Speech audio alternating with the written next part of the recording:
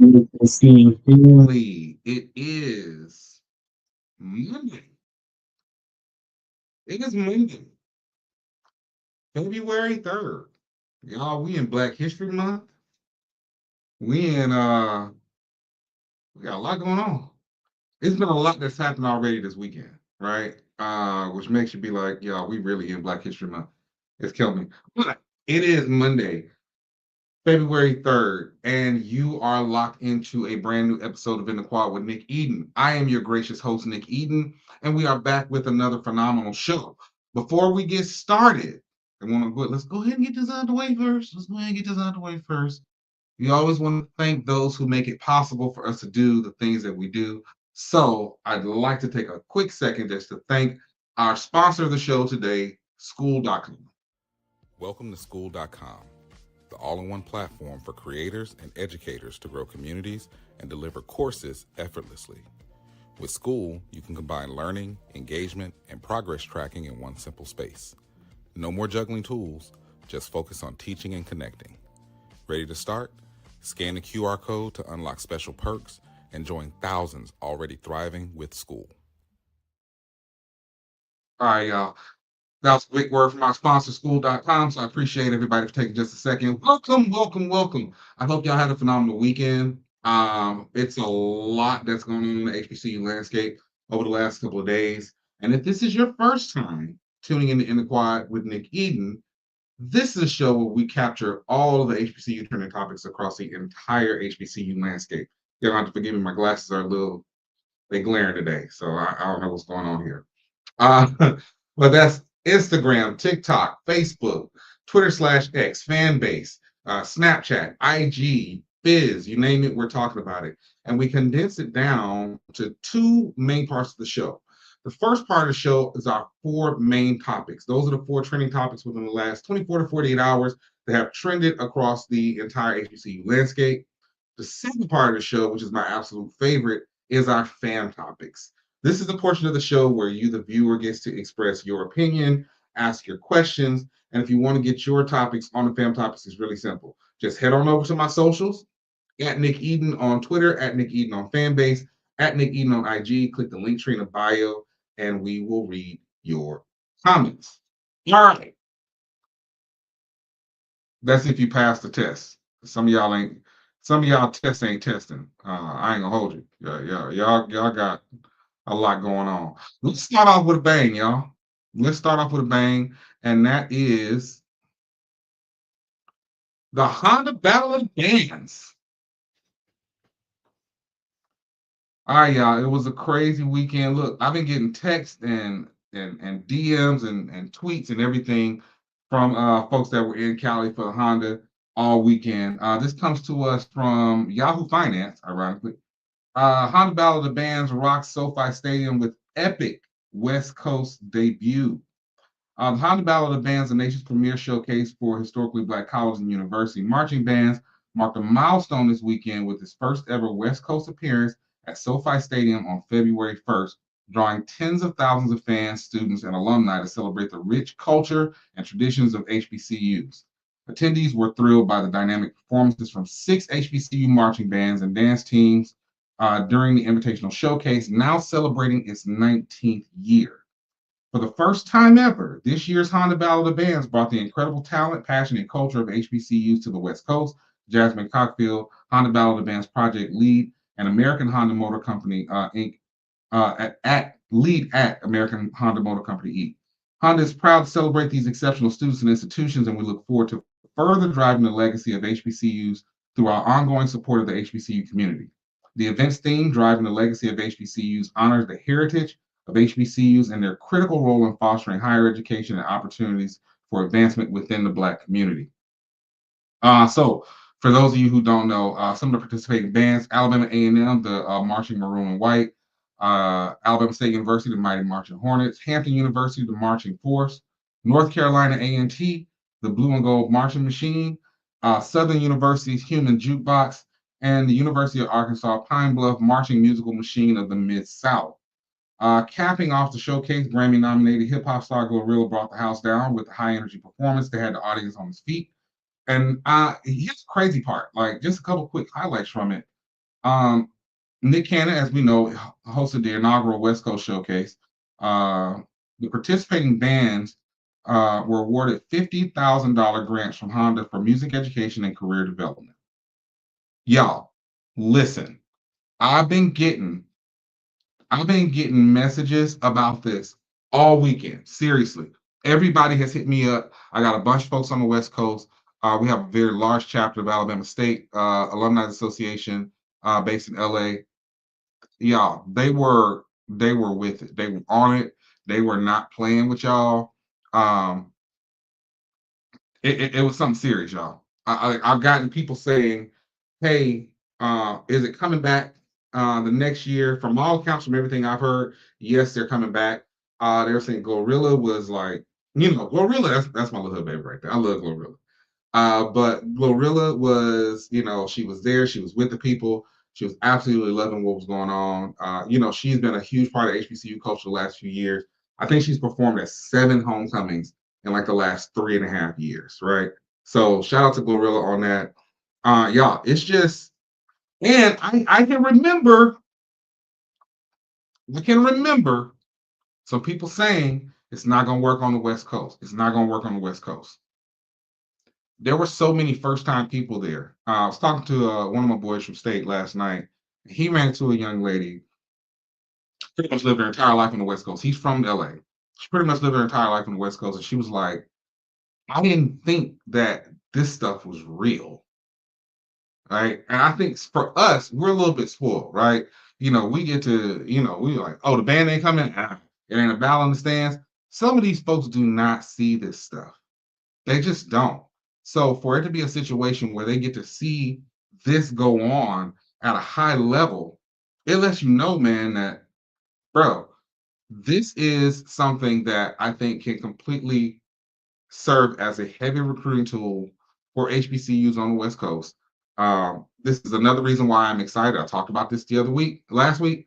This is why I think that the Jackson State Grambling game in Vegas is going to be off the chain, whether we're going or not.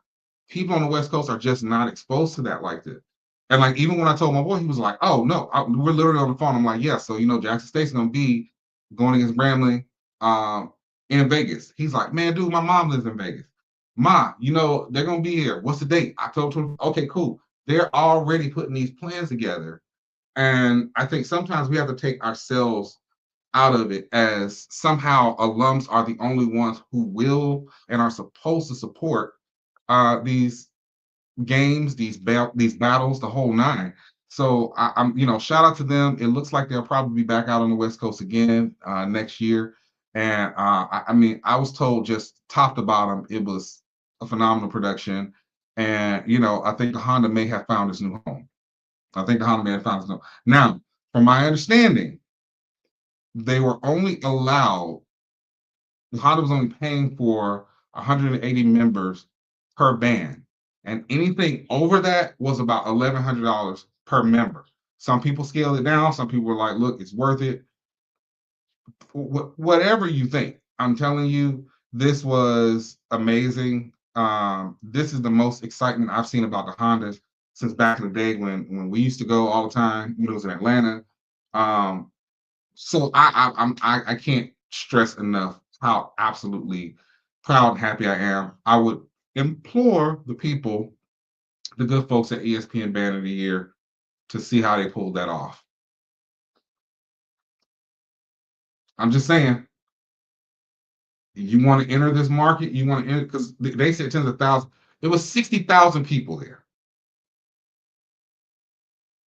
It was 60,000 people at SoFi Stadium for the Honda Battle of the Bands. You want to enter this space? You're already in an ideal location. And I'm not going to go into a whole thing about the ESPN Band of the Year. But what I will say is if you're trying to attract people the way that the people who have been in this space have been doing it for years, you might want to work with them, reach out to them, contract with them, have them consult you, something. Because what they're doing is working. But that's neither here nor there. Y'all, we're going to take our first commercial break. When we come back, Flag football at HBCUs, NASCAR at HBCUs. What we oh yeah, and the Southern Heritage Classic. We're gonna break that down. It's in the quad with Nick Eden.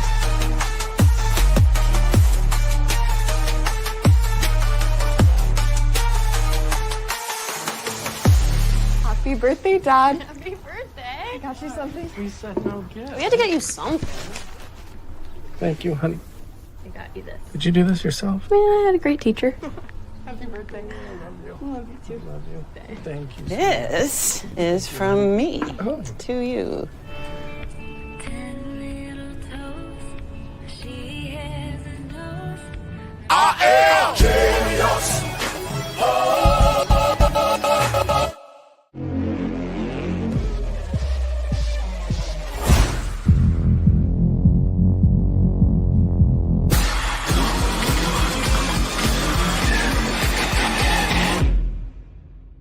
Now Taxes is getting the TurboTax app and filing your taxes yourself 100% free if you didn't file with us last year.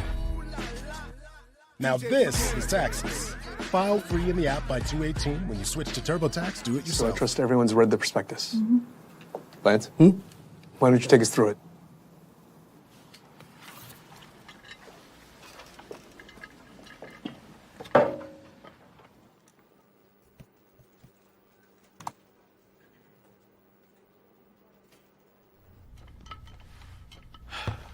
Let's get into the prospectus. Okay. Yeah.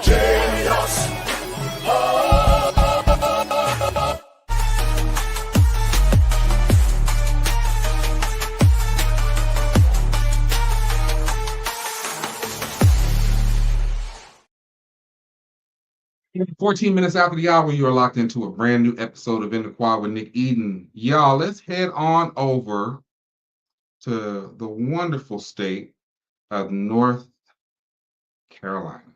I'm not gonna take my shirt off, twist around my head now. We ain't doing all that. We ain't doing all that. But let's head on over to North Carolina. All right, y'all. This is coming to us from HBCU Game Day, Winston-Salem. Hey, listen. NASCAR relationship with HBCU on full display at the Clash. NASCAR opened its 2025 season in historic fashion at the Bowman Gray Stadium, home to Winston-Salem State University football and located just across the street from the HBCU's campus. The race not only marked NASCAR's return to the quarter-mile track after more than 5 decades, but also celebrated the growing partnership with Winston-Salem State and the HBCU community. The event featured a pre-race performance by WSSU's renowned Red Sea of Sound marching band, electrifying the sold-out crowd before the green flag dropped. NASCAR has increasingly embraced HBCU culture, and its collaboration further highlighted a connection between the sport and historically Black colleges and universities. Pole winner Chase Elliott delivered a masterful performance, leading 171 of the 200 laps to secure his first Cookout Clash victory. As Elliott maneuvered through lap traffic in the final stretch, Ryan Blaney mounted a charge, but ultimately fell short, finishing second. The night was filled with excitement, not only on the track, but in the stands, including the performance of the Winston-Salem State Red Sea of Sound. This environment is special, Elliott said post-race. This is a place that has a deep history in NASCAR. I think they deserve this event, truthfully. With NASCAR and WSSU deepening their relationship, this season-opening event symbolized the sport's ongoing efforts to engage with HBCU culture, ensuring the legacy of racing at Bowman Gray Stadium continues for generations to come. Listen, hey, let me tell you something. I used to, I had a marketing agency. I started it back in 2013. And one of my biggest clients, matter of fact, my biggest client, one of their biggest events for the year that we did experiential marketing for was NASCAR. And bro, let me tell you something. That's different. Listen, NASCAR is different. And in fairness, traditionally, NASCAR has not really included us. You know what I mean? Like, I remember very clearly us being the only pepper in a sea of salt. but it's an experience within itself. I've experienced that, also worked with Harley Davidson, so I've seen that. But I mean, if you remember, it was just a few years ago, the whole debacle that started this ongoing case between Urban Edge Network and the SWAC was based around the partnerships between Grambling and Urban Edge, as well as Peak Sports and Peak Sports, FAMU, and Urban Edge. That led to the Grambling NASCAR, the branded NASCAR that we've seen. We saw the perspectives for the FAMU NASCAR. So and that part of it didn't necessarily, unfortunately, it didn't work out. But there is a shared history with NASCAR. I is loud. I don't know how the bands were able to perform, because if you've been there, it's like I have to put the headphones on, right? Because it's so loud when those cars are like, it's loud on a level that you just gotta be built for that, and they are built for it. But NASCAR is a great experience, and I'm glad that they had the opportunity. I probably didn't, but it is what it is. I'm glad they had the opportunity to expand this partnership with the quarter mile, and I'm looking forward to seeing more of it. Right, I'm looking forward to seeing more of it. I want to see more HBCUs get involved with it, and NASCAR seems like they are really dedicated to doing this. And I actually got a nice little business idea that I'm gonna have to throw up in that piece, because I know for a fact that the higher ups at NASCAR were interested in this some years ago, just couldn't pull it off at the time. And now my wheels are spinning. Put it this way: if in 2 years y'all don't see in the quad, or in the quad, it says in the quad with somebody else, like I'm telling you now, the idea hit, and I'm sitting in the press box somewhere. Just letting you know, you might turn this joint on and this say in the quad with lip hooks, or baby, and I will pay handsomely. But what I'm saying is, yeah, it was, but yeah, we need those partnerships like that, y'all. Like, I don't know any other way to say it. We need those partnerships like that. Um, it's a way we expand. I've been called a black redneck before, because there are things that I'm just into that traditionally black folks are not into. But I think as we expand those horizons and we expand into those places, like you look at black folks coming out of Kentucky, the Kentucky Speedway. Think of a quarter mile race at Kentucky State, right? I've been to Kentucky Speedway for several years. I've done the Kentucky Speedway. This brings in millions upon millions of dollars, and you're not going to do a quarter race in Sparta, but you can do it at Kentucky State, right? And they're a part of that culture. They are a part of that culture, and they're also a part of HBCU culture. So I'm loving the idea of the partnerships and how they continue to expand and grow. So yeah, shout out to Winston-Salem State. Winston-Salem, the Rams, that is my CIAA team. I love the Rams. I first started getting into watching Winston-Salem State. I didn't realize how storied Winston-Salem State was, to just like being part of the Big Three in North Carolina with A&T and Central. But yeah, like that's my CIAA team. I'm looking for them to make some noise in the fall. So I'm glad to see partnerships like this. And speaking of partnerships, let's just get right into our next partnership, because this is another one. I was extremely proud of this. The NFL continues partnership with HBCUs and the rapid growth of flag football. And this comes to us from Newsweek. Listen, it's no secret that the sport of flag football is gaining plenty of popularity in the world. The NFL chose to change up the format of the Pro Bowl, including a 7-on-7 flag football tournament between the NFC and the AFC, which has been well received. The sport itself has grown to the point where it can now be included in the Olympics in 2028. And though there has been drama on the spot regarding the professional athletes who play in the sport and NFL players wanting to play in the Olympics, the sport itself continues to gain traction. During the Pro Bowl games 2025, the NFL and NFL Flag held its first ever HBCU flag football tournament at the event. Multiple teams from across the country provided 250 athletes to play in the tournament. First off, Shout out to them for pulling that out the way. My goodness. Shout out to them for that. The tournament was held in partnership with the NFL Flag, and Toyota. Deidre DeLilly, Vice President, Marketing Communications at Toyota, had this to say about the tournament. Toyota's partnerships with the NFL and NFL Flag are rooted in advancing football for all and lifting up the next generation of superstars. Toyota has been a longstanding supporter of HBCUs, and the NFL Flag HBCU tournament presented by Toyota is an extension of that sport. Listen, HBCUs are playing a critical role in elevating flag football to the next level. The expansion of flag football within HBCUs is a testament to the sport's rapid growth and its potential to shape collegiate athletics.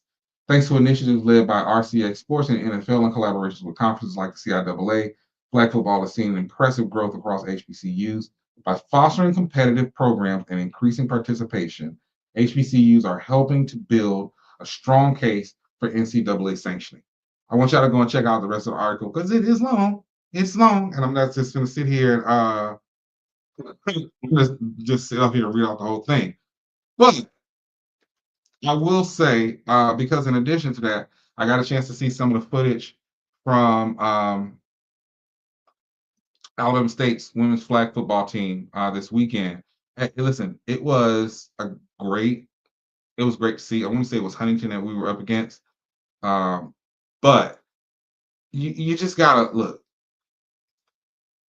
And I wish I could have just got the footage. When we start putting ourselves in positions, and I love traditional football. Don't get me wrong. I love basketball. And yes, they are revenue sports. That is true. However, when we start to make an investment into our other sports and start to expand on them, we shall see that, listen, on the other side of it, it's like I got people say all the time, they're like, I don't understand how Alabama State keeps winning the Commissioner's Cup. I do. Because springtime is sting time. Like, yeah, football is great. Football is great. Basketball is great. You know what else is great? Softball, baseball, bowling, track and field, cross country, flag football, volleyball. Like, y'all, I think sometimes, especially because most of us are in the South, we get so football heavy, we don't think that anything else matters. Like, I would dare say anybody that's watching right now, on earshot of this, if they are a fan of Alabama, they're a fan of the Crimson Tide, I'm willing to bet that the average non-alumni fan of the Crimson Tide cannot tell you the championship history of basketball, baseball, softball, golf, tennis, or any of the other sports. They can only tell you the time in football. That's it. But what I will say, that game that we played this weekend, the stadium was packed. Now, they didn't play at ASU Stadium. It was at a small stadium. It was packed. When Alabama A&M plays basketball, it's packed. The SWAC softball tournament was packed. We just got to start talking about it more so that we can move into larger venues, so we can draw more money and get them to the point where they can become revenue sports. It's like it's like the fall, we talking football. All right, cool. In the spring, we talking transfer portal. We talking recruitment. We talking legacy bowl. We talking football schedules. We already got SWAC schedules out for the football. Alabama State's giving Wednesday. JSU has dropped theirs. FAMU has dropped theirs. Alcorn, Southern, PV. We're talking that. We talk all this stuff. And then what's so sad about us, what's so sad is we won't start talking about the other teams until we see that we're winning. Now, this is not every ASU alum. I can say I watched from the beginning. I watched from the absolute beginning. All the sports. Do I watch them all the time? No, I also don't watch all the football games. That's just the truth. But as a collective, we are more prone to watch because we are used to putting out those championship teams. Winning does bring eyes. Now that's the truth. But I can remember a bunch of folks that were at FAMU, they weren't paying attention at FAMU until a volleyball team started really picking up that speed and kicking ass. I said, wait a minute, we got a championship volleyball team. The same thing with softball at Jackson State. Now I will say Jackson State's decent about sports outside of football. That's I gotta give them that. They are decent about watching the sports outside of football. But again, championships bring eyes. Jackson State watches the non-real sports because championships bring eyes. Bethune-Cookman, they watch, like, y'all be so concerned about what Bethune-Cookman does in the fall. They got a dangerous baseball team. Dangerous. So I understand that championships and winning brings eyes, but we can drive it to the point where we have more revenue if we start supporting those sports like that. And I think that this flag football is going to be something that's amazing. I want the NCAA to go ahead and sanction it so that, we can get some championships going. But I also love the fact that these athletes are just able to go out there and play the game. Y'all, we're going to take our second commercial break. When we come back, Southern Heritage Classic. What you gonna do now? What you gonna do now? Sit in the corner with Nick Eden.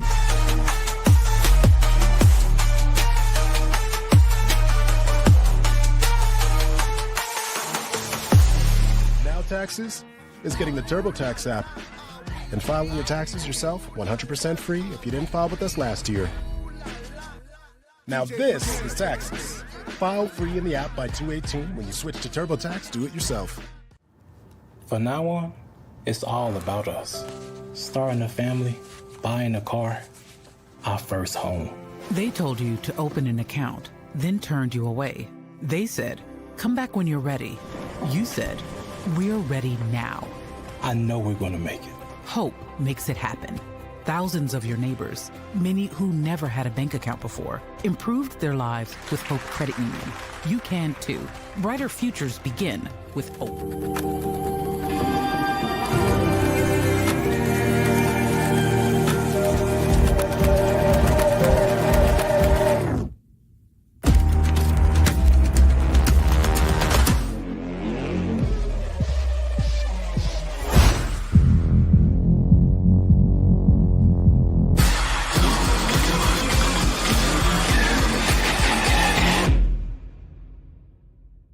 So I trust everyone's read the prospectus. Lance? Why don't you take us through it?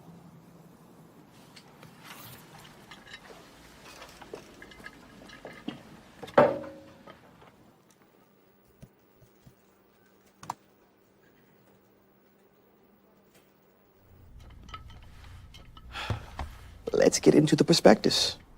Okay.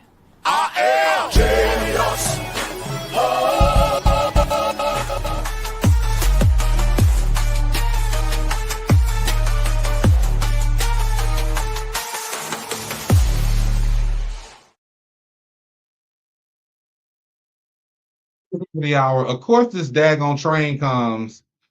You remember my cousin Vinny?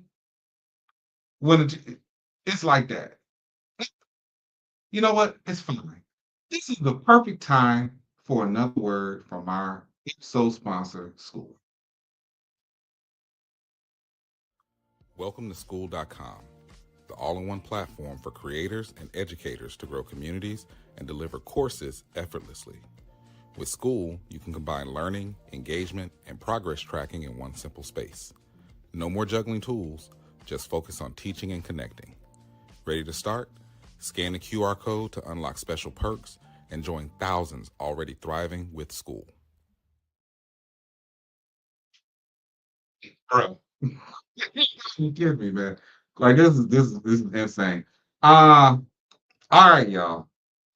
This is a combination. I'll tell you right now, it looks like from now till probably about August, Tennessee State is going to be the school to watch for a myriad of reasons. My goodness. And as a part of his initiative to kind of root out any bad deals, which I said this could be this could be the blessing of them restructuring at Tennessee State. Interim President Dwayne Tucker, who I've talked about this on several occasions, Interim President Dwayne Tucker confirms that the school is no longer a part of the Southern Heritage Classic despite the $400,000 proposal. This comes to us from Action News 5. The interim president of Tennessee State has confirmed that the university will no longer participate in the Southern Heritage Classic. In a meeting in Memphis with alumni, TSU interim president Dwayne Tucker shared the university was not offered enough money from the promoter to accept a new contract. I think most people understand that TSU has some financial issues, Tucker told Action News 5, that we need to walk and correct ourselves. So to play an event where it's financially not in our best interest, the fee is being proposed. It's just not a good financial return for Tennessee State, but we'd love to come back. The Southern Heritage Classic, presented by FedEx, is an annual college football game between HBCUs held in Simmons Bank Liberty Stadium. Tennessee State played in every matchup since the series began in 1990. Fred Jones, who I'm gonna break him apart in just a second. Fred Jones, founder and promoter of the Southern Heritage Classic, shared an email Sunday night that he sent to the university on January 17th, offering the university $400,000 yearly for the next 5 years. $300,000 of the yearly pay will go into the football team and the marching band, with the remaining $100,000 going towards expenses. The email said to respond by January 27th, but Jones said he never got a formal response from the university. So yeah, let's break this down real quick. First, I remember a certain coach who said that Jackson State was not benefiting from participating in this game. Said it wasn't enough money. And I remember he got a lot of criticism for that. And for me, the Southern Heritage Classic, more specifically, Fred Jones, has been doing bad business for so long, allegedly. What else can you expect? Now, we are clear. Fred Jones has the game rights, the name rights of the Southern Heritage Classic, and the media streaming rights.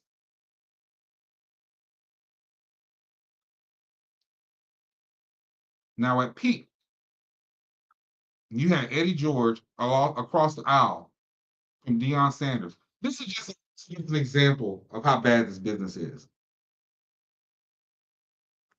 You had the opportunity with the media streaming rights to cut a standalone deal with ABC, NBC, CBS, Fox.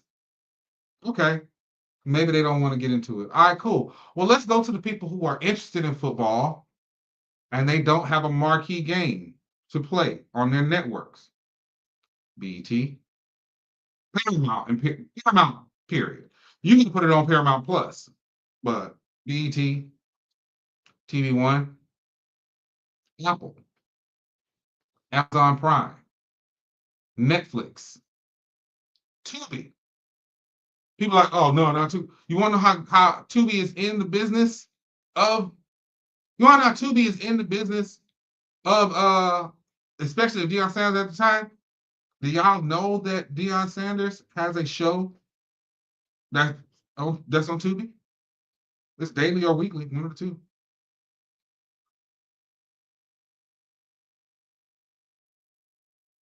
HBCU Go. I would have cut a check. HBCU Plus. It was almost 1 million people watching the Florida Beach Bowl the first year. Actually, I think it went past 1 million. So what does Fred Jones do? He puts the game on the Southern Heritage Classics YouTube channel. This was in 2023. He puts the game on the Southern Heritage Classics YouTube channel, a non-monetized channel. You got Tennessee State with Eddie George at the helm, and Jackson State with Deion Sanders at the helm. What was the attendance that year? Let's look it up.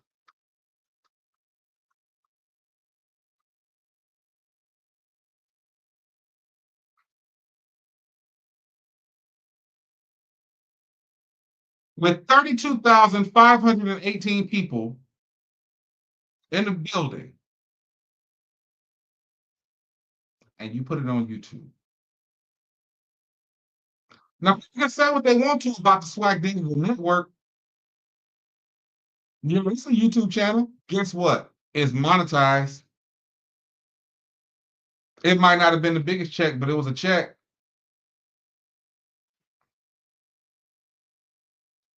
You talk about the economic impact. Let's look that up. So that was the big thing when. No, this was 2022. I'm sorry. It wasn't 2023. 2022 was against 2023 was against UAPB. I can't even remember whether that game was streamed or not. In 2022, my God, I feel like it's gonna be a hell of a lot bigger. In 2022, streaming on YouTube, Deion Sanders, Eddie George, Jackson State, Tennessee State, 51,351 people in the stadium, and you broadcast it on a non-monetized YouTube channel when you had the exclusive streaming rights. But you talk about what you can't afford. Well, let's talk about that as soon as we come back from this commercial break, because I got a little bit more for them. I got a little bit more.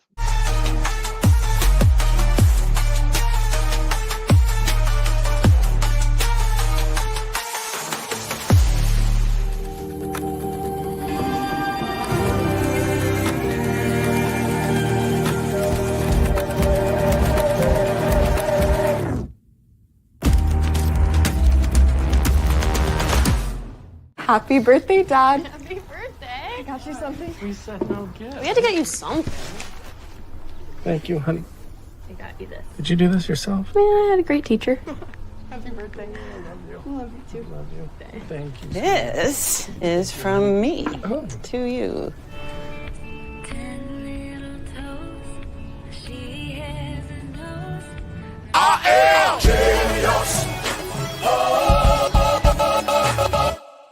No charger?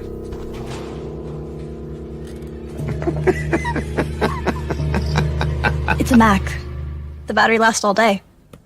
See you next week.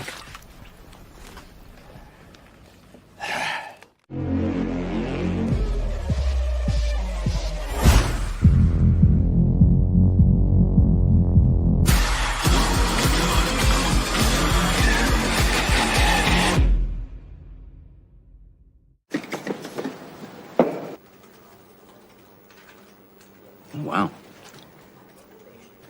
Hey, Jay, this project might need a bit of zhuzhing. Hollaback, Warren.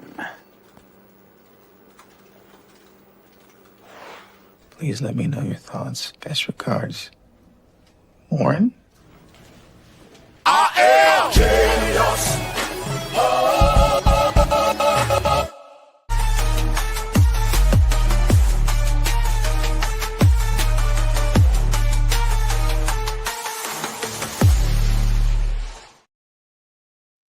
All right, y'all, 41 minutes after the hour. I'm gonna go ahead and share this because I don't want anybody to think that I'm just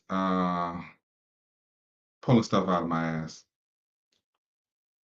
This is from Southern Heritage Classics website, which is still saying September 11th through 13th, 2025. It's got Tennessee State up there, and it's got UAPB.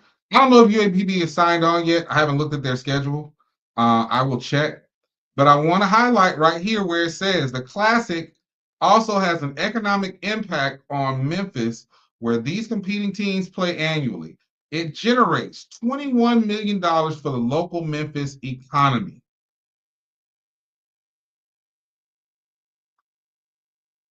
Y'all see that?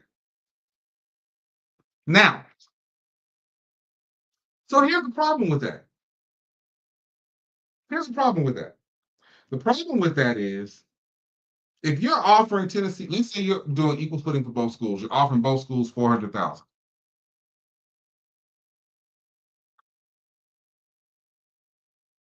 How much you making off of this, man? You don't know that he's business savvy. I would hope that he's business savvy enough to have enough side deals with all these people where he's getting a piece of that $21 million influx to Memphis. 400,000? 400,000. What's the upgrade? It was 300,000. I know some folks are like, man, look, it's just Nashville to Memphis. Okay. It's cheaper for them to take that weekend off. That week, it is cheaper. Think about it like this. It is cheaper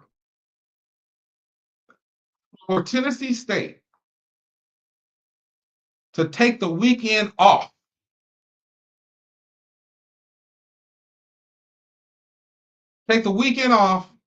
than to go make 400,000 at the Southern Heritage Classic. It's a bad deal. It's a bad deal. Y'all saw I gave you the incorrect number earlier. I gave you the wrong year earlier. I gave you the UAPB number. It was 32,000 in attendance in 2023. In 2022, it's 20,000. That's a 20,000 person dip in 1 year. Thank you. It was 350.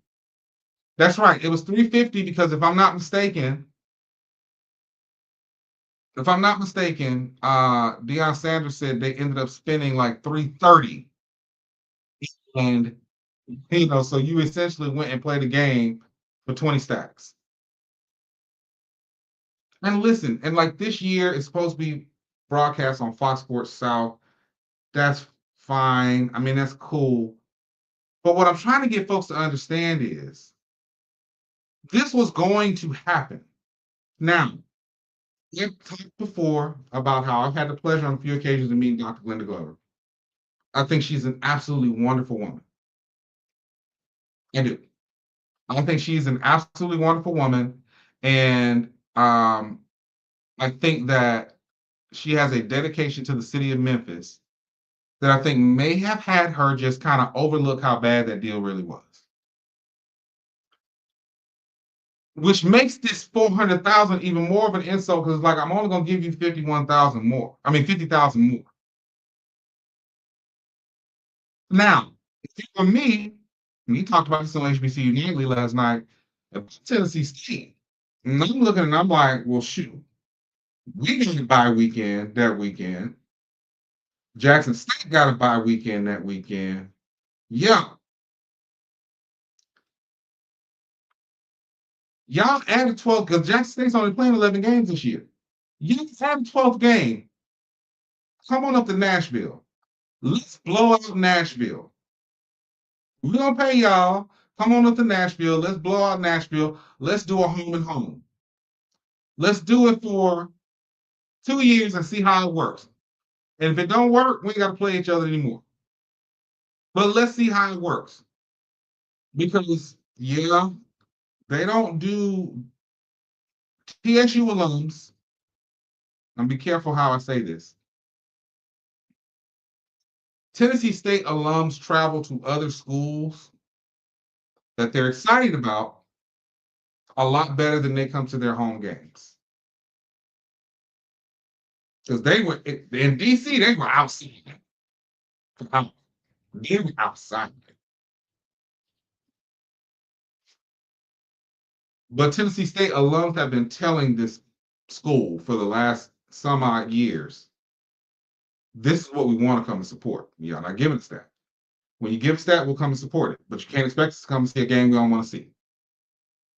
Whether I agree with that or not, that's what they're telling you. So y'all got a free weekend the same weekend. That's all I'm saying. Y'all have a free weekend the same weekend. If I don't know the AD at Tennessee State, I'm trying to get Ashley Robinson on the phone, like, hey, Brother Robinson, you got a date on September 11th? Come on up to Nashville. What can we do to make this deal work? What can we do to make this deal happen? Come on up to Nashville and do a home and home this year and next year and just see how it works. Now, in terms of Fred Jones and the Southern Heritage Classic, hey, look, man, it is what it is. I'll tell you right now, you ain't gonna pack out a damn thing with UAPB being the marquee group. And that's no shot at UAPB, but you got to be real about these things. And I would go as far as to say, even at the way that I believe that with the potential for us to travel, you couldn't pack it out with Alabama State and UAPB. You couldn't. You couldn't pack it out with Alcorn and UAPB. You can't pack it out with Tennessee State and UAPB. So this is not a shot at UAPB. What I'm telling you is it's the same thing I said on From the Hill podcast a couple of years ago when it came to the restructuring of the Magic City Classic contract. I'm like, the schools have the leverage because I'm telling you, in the case of the Magic City Classic, no other two schools in the state of Alabama could pull off the Magic City Classic. Want to know how I know? Because the only other two schools that could pull it off to that magnitude was Alabama and Auburn when it was the Iron Bowl at Legion Field, and they left. They left. No two schools in Alabama could pull off the Magic City Classic, but Alabama State and Alabama A&M. Proof's in the pudding. So going with your collective bargaining power. No two schools, hey, ain't nobody else pulling off Southern Heritage Classic but Tennessee State and Jackson State. Y'all got the bargaining power. You'll need to be putting up a meal each. And you better get your ass out there and sell some advertising. That's all I'm saying. All these folks who are these savvy business people, make your work known. So that's all I got to say about that. We'll see who's going to be in there, but for right now, it is time. My goodness, it is time. It is time for our fam topics. What's going on, y'all? Listen, this is my absolute favorite part of the show. This is our fam topics. This is the portion of the show where your comments and questions are read. And if you want to get your comments and questions on fam topics, it's really simple. Head on over to my socials, at Nick Eden on Twitter, at Nick Eden on Fanbase, at Nick Eden on IG. Click the link tree in the bio and go ahead and submit your questions and comments anonymously. Let's go to our first one. Thoughts on the SWAC preseason poll for softball? You know what? I actually got it. We're going to start with softball, the West Division. They got Prairie View coming in at number 1, followed by Texas Southern, Grambling, UAPB, and Alcorn. Listen, I don't know how this is wrong. I've had the pleasure of seeing Prairie View play in person on a couple of occasions. And I think especially coming out of last year's tournament, they are definitely a favorite, and they're definitely the favorite in the West to take it home. And I mean it, and I'm not being funny when I say this. Unless there's been some heavy recruiting going on in the offseason, I don't see how that's going to change. It's not even going to be close. In the East is always a little bit more competitive. But they got Jackson State coming in at number 1, followed by FAMU, followed by Bethune-Cookman, Alabama State, Alabama A&M, and Mississippi Valley State. Again, The only thing I would say, that top four is interchangeable. Now, I in the last 2 years, I think Jackson State has separated themselves just a little bit, but FAMU, if I'm not mistaken, FAMU is already a two-time SWAC softball regular season and tournament champs. If I'm not mistaken, I have to look at it again. Bethune-Cookman has always been in the hunt. Alabama State in the last 3 years, they did co-championships, I think 2 years in a row with FAMU, but then FAMU took the tournament. That top four is interchangeable, but I'm not mad at this. I'm not mad at this order as an objective fan. Obviously, as a Hornet, I want Alabama State to be higher up, but I'm not mad at this order finish. Now, let me go ahead and say this. Let me go ahead and say this real quick. It's funny, JSU, all of a sudden, because I see y'all retweeting this joint. It's real funny. Paris, let me go ahead. Paris, I'm so glad you're here. Let me tell you something. Like, we cannot wait. I am going to be, Paris, you got to let me know. Are you going to be in Jackson for homecoming? If you're going to be in Jackson for homecoming, give me a thumbs up. I am going to be in the building. Paris and I have never met in person. We've only talked on Twitter and when in whatever chats that we're in. And Paris and I generally are on the same page about everything. Literally, everything we are on the same page about until we talk about JSU and ASU. It never fails. So I am looking forward, Paris. If you're going to be at home, okay, perfect. If you're going to be there, I am so looking forward to meeting you.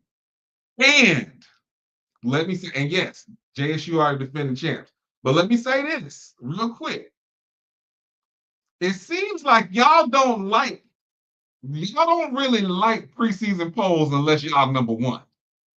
But I just want because y'all spent all the fall saying, so these folks in these preseason picks, I got so many people messaging me for fam topics. See, this is why y'all don't need to have preseason picks. But now y'all can now wait to retweet these preseason picks. But it is amazing.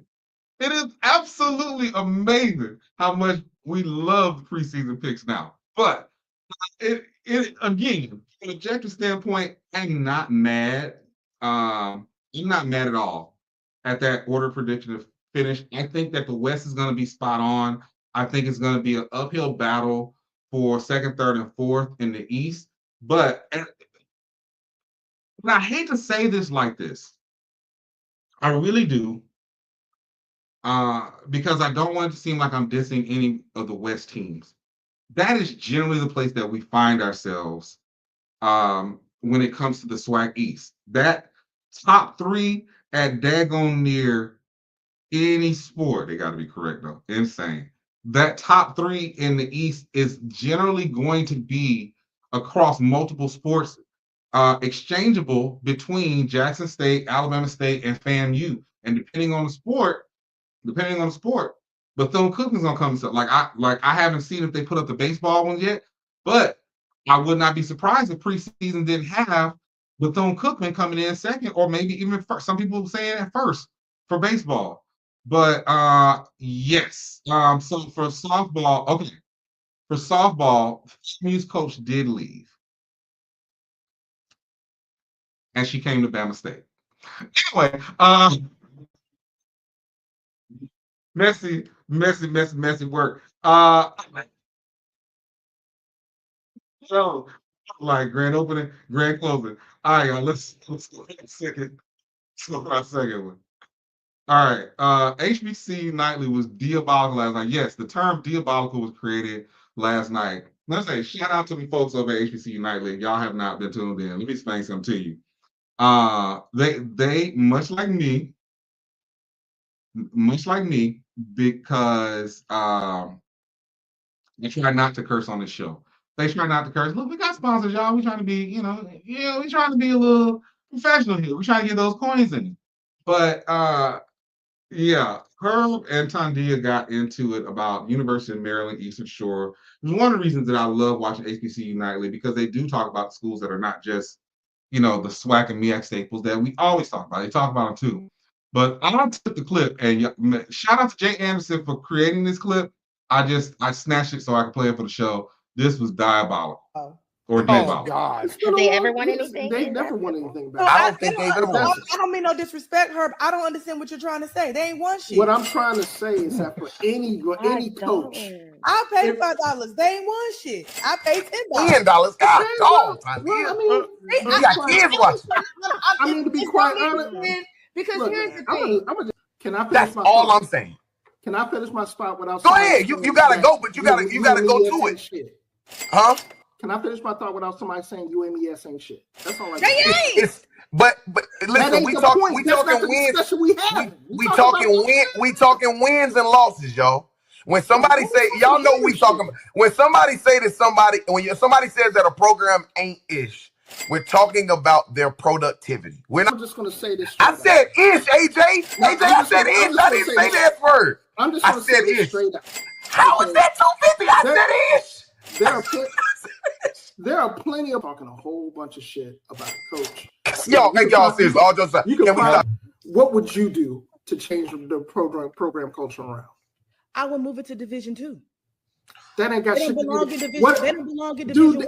You don't go to uniform to give a program who has been historically awful an excuse, and the coach, who is a damn good coach, sitting up there coaching for his life, knowing damn well. Stop cussing. Regardless of whether that program is at Division 1 in a crappy ass place, stop cussing. Division 2 or Division 3 or NAIA, that still doesn't change the fact that you got to fucking that you got to hire. Not the hard up. All right, I gotta put a pause in this now. Y'all two are on two different sides of a debate. And I'm trying to finish a thought. Let's go!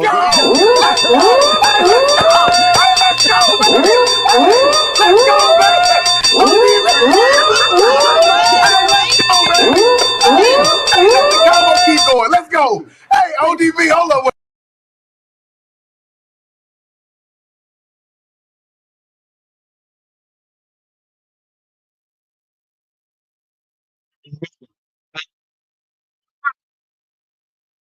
This went the thing. That was a 2-minute and 16-second clip. This thing went on for at least like 40 minutes to an hour. Like, I got a text like, yo, are you watching HBCU Nightly? They are going in.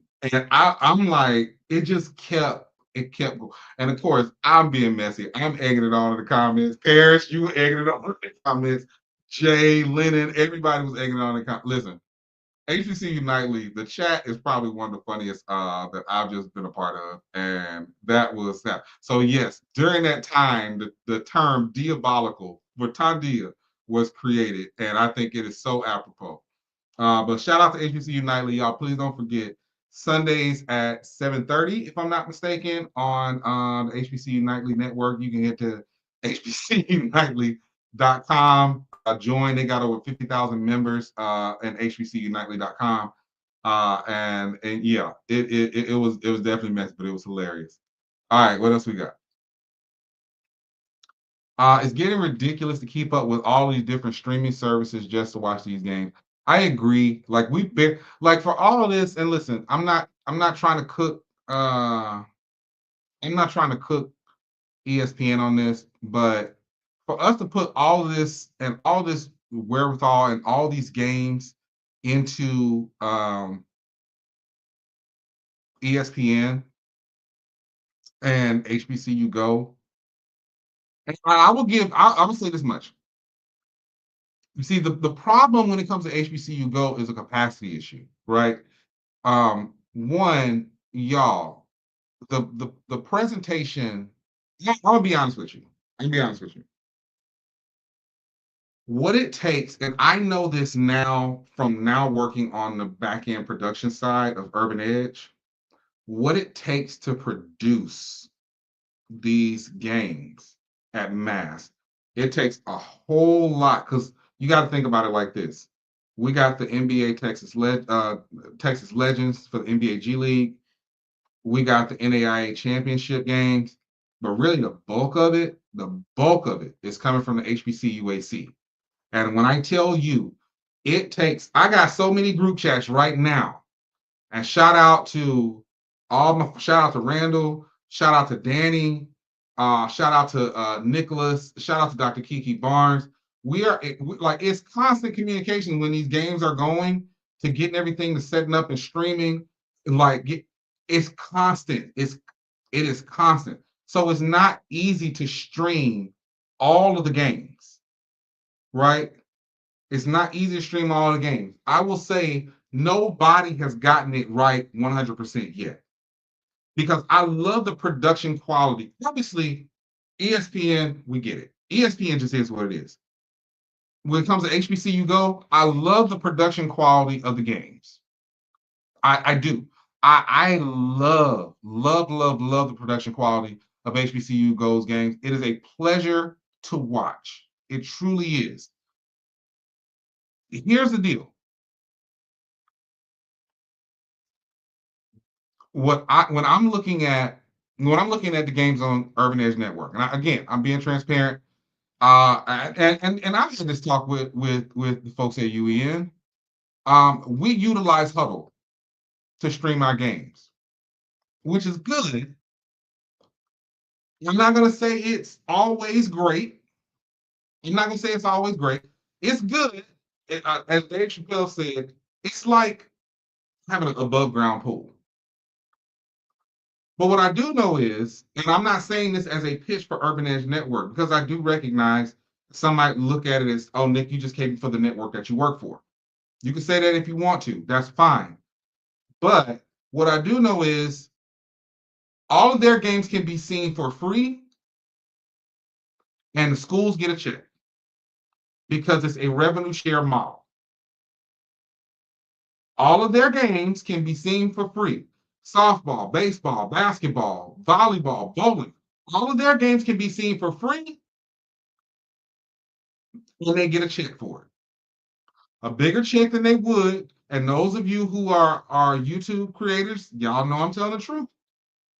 The YouTube checks don't hit like they used to. I've been a YouTube partner since 2007. I'm telling you, and I've been monetized and demonetized. I built my channel. I started my channel from scratch, built it, lost a bunch of subscribers when I changed my format. I built channels for other people that I still maintain.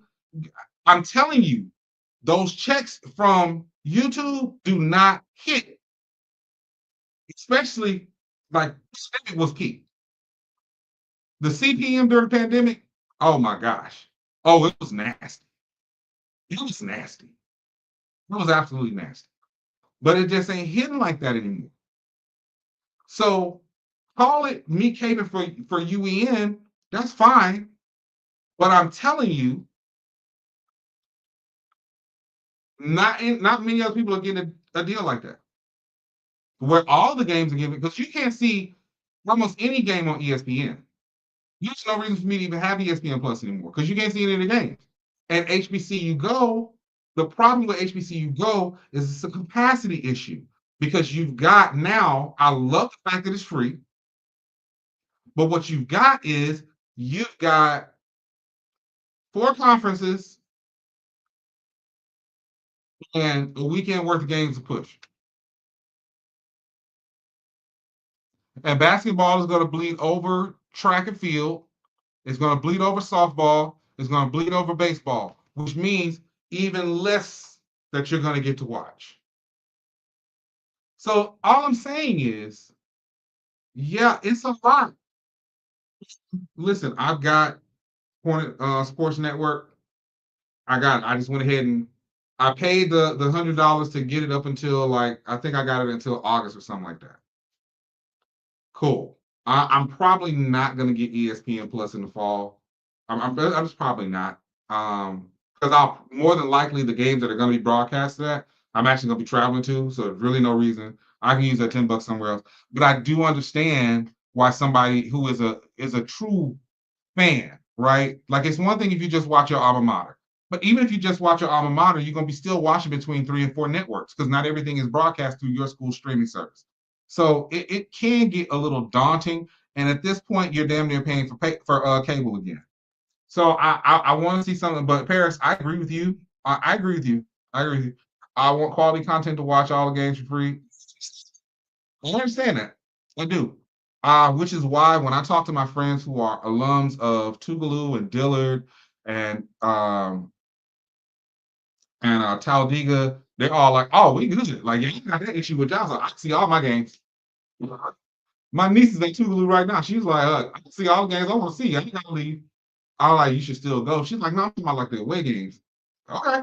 I mean, what can I say? Yeah, I'm just not doing that. I'm not doing it. I'm not doing it for them to shortchange us on the deals. I'm not gonna do that for them to shortchange us on the deals. And then when you think like, okay, it'll be on ESPN Plus, now it's on ESPN 30, and if you're paying for the streaming service, you can't even see it. Now I'm paying $10, now at this point, $12 a month for something that I can no longer see. It's insane. All right, what's the next one? We're gonna get out of here. We're running over. Do we have to do another string of videos with people denouncing their orgs? And listen, I'm telling you something right now, and I mean this. I don't know what the vitriolic response is for whatever reason when it comes to Black Greek letter organizations. It elicits. Yeah, it's got to be. I agree, Paris. The schools it has to be more uniform. The schools across the board have got to step it up. And even if, like, I'm not being funny, I'm gonna get to the dinner. Let me just set with the announcement real quick, and then we're gonna end talking because I want to bring Paris's comment back up. What's going on, Sonic Boom? Listen, because not everybody's in a Greek letter organization. Um, just don't pay attention to them. A lot of people are denouncing for real reasons, and that's their business. There are some people who are clout chasing, and it just is what it is. All I can say is, bro, you came in with discretion, leave with discretion. Or if nothing else, don't call me a demon because I'm still a member of my fraternity. You know what I mean? So like that just kind of is what it is. But I want to say this because I want to end on this note because I think this is a rallying cry to all of our schools because I think that Paris is spot on. Paying for all these different schools, production, and it's trash. There's some trash production out there. Let's be real. When it comes to the school, historically, when it comes to the school streaming their own content, uh, Valley was the best. I enjoy Valley's production and their streams more than anybody else. There's got to be some uniformity. There's got to be some uniformity. I had this discussion. This is a couple years ago. I'm sitting there, and this is before we started Hornet Sports Network. And it was one of the games that was not broadcast on any of the rights deals. I can't even remember who we were playing, but it was Bama State. And I'm sitting there and I'm looking at the game. It's playing on the YouTube channel. It's muted. There's no commentary. There's no lower third. I'm just like, bro, what the hell is going on? What the hell is going on? There's got to be listen, if we're going to say, all right, look, we're going to take the huddle route because we got to save some money, we got to save some this, we got to say to do that, but everybody's got to be on the same page, and you cannot be charging people $15, $16 a month for some trash ass productions. You really shouldn't even be charging people $5 a month for some trash ass production. You just shouldn't. You just shouldn't. You shouldn't. What I'm saying is, let's get some uniformity. Also, these schools have a school of communications. And I'm telling you right now, if you look on YouTube, if you look on TikTok, then what you will see is in a lot of cases, these students are putting out better content than the official content coming from the school.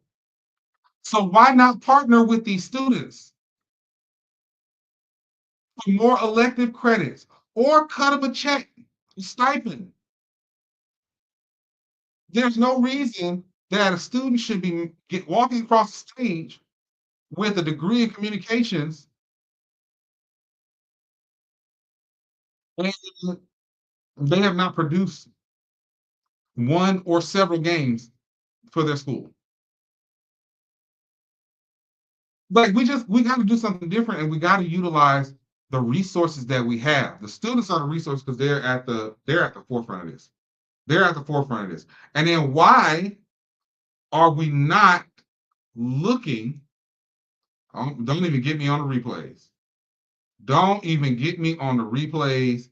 By the time they play the replays in some of these games, I'm like, like bro, telling y'all. So all I'm saying is we got to step it up because what we cannot keep doing is we can't keep saying, oh, we need better media rights, and we can't even produce on our own.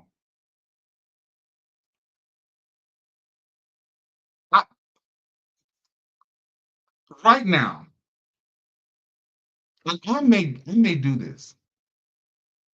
I want y'all to hold me to this.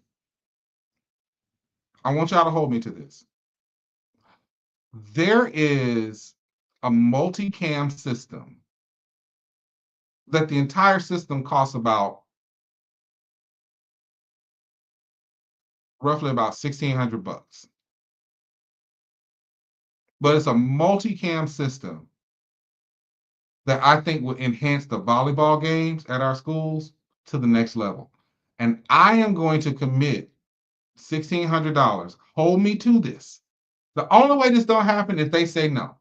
And if they say no, I'll take it to another school. But it's a multi-camera, it's a 3-camera streaming system that I think will do a world of difference. I am going to commit to a $1,600 multi-cam streaming system to Alabama State's volleyball team. I'm going to give that to the volleyball team for the fall. And I just want to see the difference. I'm serious. I'm serious on this. Because, I mean, I think we do have to be at the point where we got to walk the walk and not just talk the talk. I can't just sit up here on this show every day and 5 days a week criticize without offering solutions. I'm going to offer that solution, and I'm going to do it because I just want to see it. And let the students run it. Let the students run it. Okay, prime example. All right, sign. The problem is the schools need to upgrade our action years to JSU if we can donate towards football and basketball production.